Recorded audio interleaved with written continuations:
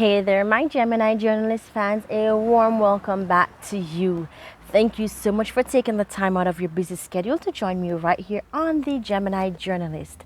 For those who are joining for the very first time, please ensure that you hit that like button, hit that subscribe button, hit that bell. You do not want to miss any notifications.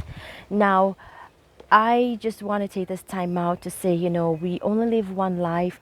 We just want to give thanks that, we were able to leave 2020 with all that crazy stuff happening and right into 2021. So I'm just going to, sip some wine and cheers to that. And remember, I'm a wine drinker. I love wine. I told you my favorite wine is red. And of course, I started out the new year with the white wine, because this year it definitely is going to be a royal year. You see all the blondie coming out, the gold member hitting you with gold. So definitely, yes, I started out with the white wine, which blended in, but I just had to take it back a notch and go back to my favorite, the red wine. Anyway, so I just want to thank you once again for joining me here today. We will be doing the readings of chapter 4 of The Rookie, the Royal Wedding. Let's just dive right in, no further delays. Join me here. Chapter 4, Jefferson found guilty. All rise. Jefferson's court case was set and Royal was there as the officer representing the Indiana State Police Department. Please take a seat. You may bring the first witness in. Connie Velveteen, a thick, muscular, well-groomed lawyer, approached the stand. Royal's eyes beamed and his mouth popped open. The best lawyer in town was representing Jefferson. Augustus knew there was no hope of her remaining behind bars. Velveteen represented all the drug dons who have been incarcerated and let loose on parole within hours, a few weeks the most. We are doomed, Augustus thought.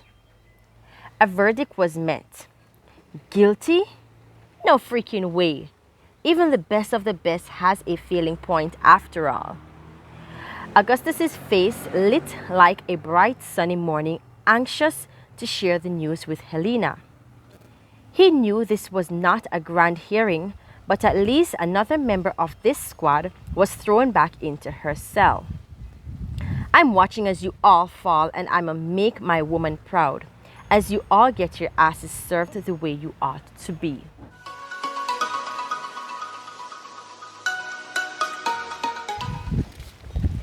Back home, Helena couldn't care less who stayed from who was cut loose.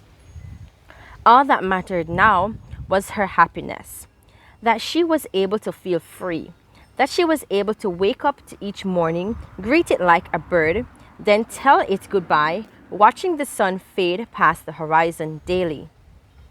Everything Augustus shared only escaped her ears. Are you listening? Huh? Oh yeah, I am. Stop that, Lena. You obviously did not hear anything I said.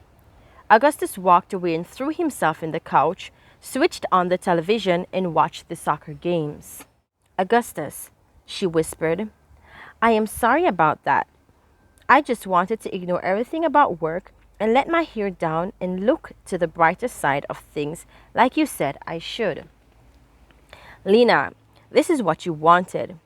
This is what you begged for them to all rot away behind bars. I was super excited to come home to share, and you blew me off like, woohoo, she responded sarcastically. I'm happy to hear, but I really just want to forget it all for a while. Like I said, this was your case, and I thought it was worth sharing. But next time, I'll know better. He snapped and continued to watch the game. Helena leaned over to kiss him, but he pulled away. She knew they were both sharing the same sentimental feelings. Not only was she disappointed with herself, but he was disappointed with her too. Strike one, Royal. Let's see how lucky you get with Warren. This one's gotta be really good. You think Velveteen's good? Ha ha ha. He's great. The man's a genius, but he failed. Warren's got Chandelier Butler flying in for his case. This guy's the biggest genius. He's the superstar of the courts. Oh, and not only that, this excitement's mainly about Jacobs. Jacobs, with a strange sound of it as it escaped Thomas's mouth, Augustus questioned. That's right. He's representing both of them on the very same day. Augustus started to quiver, drawing into his shell. They say Carson is good because she learned from the best. Let's see how much good there is in this teacher of hers. You're going to need as much hard evidence you can find, especially on Jacobs. He's got a lot of mess revolving his pitiful ass. Teachers are usually great, but in most cases, the students always turn out greater. Augustus needed Helena by his side for this one, but he knew there was no way he could ask her after their little feud the other night. He questioned himself. What would Lena do if this were her? Augustus grabbed his coat and left the building. He searched for clues all over, but still could not come up with anything. Oh, that's it, he shouted. He jumped into the vehicle.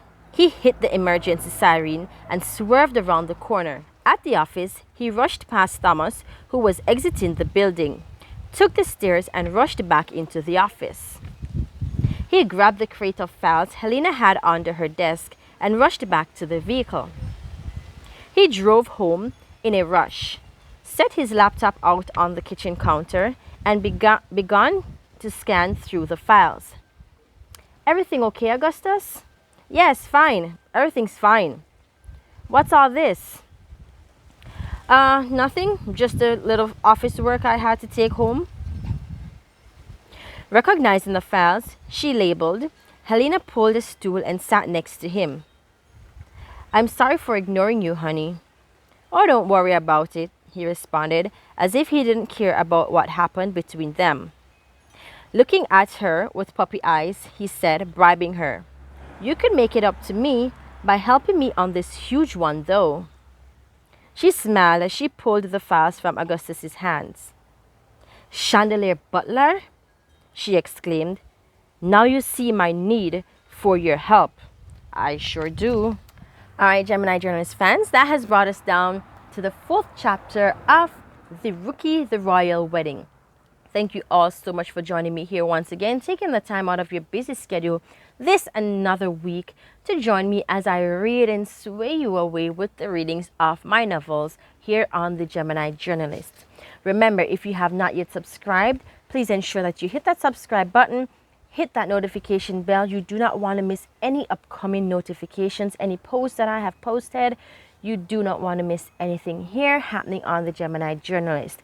Remember, go ahead and share with your friends, tell your family, your neighbors, you name it. Join me here on The Gemini Journalist every Friday at 10 a.m. Once again, hit like, hit share, hit subscribe. Enjoy yourself, live life, drink some wine, have fun. Thank you for joining me here once again on The Gemini Journalist. This is your girl, Ash saying peace out. Live good, walk good. Stay safe.